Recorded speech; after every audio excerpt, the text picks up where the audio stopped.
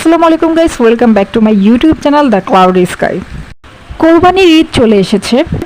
আচ্ছা, তোমরা সবাই কি জানো অ্যাকচুয়ালি কোরবানি ঈদ মানে কি?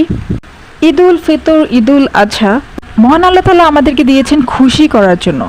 আদৌ কি ঈদ মানে আসলেই সকলের জন্য খুশি, নাকি বাংলা ভাষায় একটি কথাই আছে না, কারো পৌষ মাস আর কারো সর্বনাশ, ওই রকম কিছু? হাহা, না না, আমি তোমাদেরকে আজকে ঈদ মানে খুশি আর কিভাবে খুশি সেটাই বলবো। যেহেতু কোরবানির ঈদ চলে এসেছে, আজ আমি তোমাদের কোরবানি ঈদ সম্পর্কে বলবো। আমরা সকল মুসলিমই জানি কোরবানি সর্বপ্রথম কিভাবে এসেছিল, কোরবানি কেন করতে হয়।